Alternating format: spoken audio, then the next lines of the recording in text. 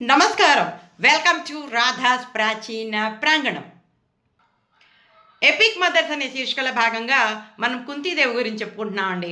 నిన్నటి రోజున అర్జునుడు మత్స్యంత్రం ఛేదించి ద్రౌపదిని వివాహమాడడము, తను తీసుకువచ్చి తన వెనకాల దాచుకుని తన తల్లి అయినటువంటి కుంతీదేవికి భిక్ష తీసుకొచ్చానని చెప్పటము, కుంతీదేవి యథాలాపంగా పరధ్యానంలో ఉండి అందరూ పంచుకోండి అని చెప్పటము దాకా చూసామండి. అయితే ధర్మరాజు తల్లి మాటకి ఎదురు లేదని ద్రౌపదిని 5 వివాహం ఆడతామని అంగీకరిస్తాడు. అయితే ద్రౌపది తండ్రి అయినటువంటి ద్రుపదుడు మాత్రం కొంచెం తటపటాయిస్తాడు. అప్పుడు వ్యాస మహర్షి వచ్చి ద్రౌపదికి ఆల్రెడీ దేవతల వల్ల వరం కారణంగా 5 వివాహం ఆడవలసిన పరిస్థితి వస్తుందని వివరిస్తాడు. ఆ తర్వాత పాండవులు ద్రౌపదీదేవిని వివాహం ఆడతారు. ఈ కుంతీదేవి పాండవులతో పాటు ద్రుపద రాజ్యంలో హాయిగా కాలక్షేపం చేస్తూ ఉంటుంది. ఇలాగా ఉన్నారని విషయాలన్నీ కూడా కౌరవులకు తెలుస్తాయి. దుర్యోధనుడు మళ్ళీ చిరాకు పడతాడు.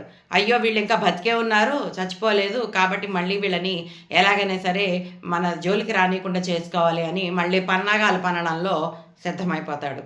అలా కొంతకాలము ద్రుపద రాజ్యంలో ఉన్న తర్వాత తిరిగి వీళ్ళందరూ కూడా హస్తినాపురానికి వస్తారు. కుంతీదేవి ధృతరాష్ట్రుడిని కనీసం పాండవులకి ఒక రాజ్యమైనా ఇవ్వమంటే ఒక బంజర్ భూమిని ఇస్తారు. దాంట్లోనే ఇంద్రప్రస్థం అనే నగరాన్ని నిర్మించుకుని వాళ్ళు ఉండసాగారు. ఆ ఇంద్రప్రస్థం నిర్మించుకోవడం కూడా ఈ దుర్యోధనుడికి ఇష్టం లేదు.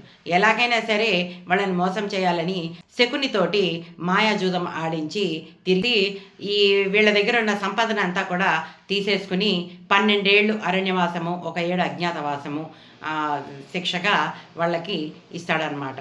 కుంతీదేవి కూడా వీళ్ళతో ప్రయాణం అవుతుంటే ధృతరాష్ట్రుడు వద్దని చాలా గొడవ చేస్తాడు. అప్పుడు కుంతీదేవి విదురుడి ఇంట్లో ఉండడానికి ఒప్పుకుంటుందన్నమాట.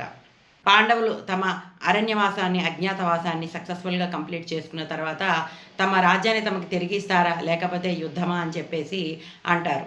మధ్యలో వారధిగా శ్రీకృష్ణుడిని రాయబారిగా కూడా పంపిస్తారు. కానీ దుర్యోధనుడు ఎంతకీ ఒప్పుకోలేదు. కనీసం 5 ఊళ్ళు ఇమ్మంటే కూడా ఇవ్వనని నిరాకరిస్తాడు.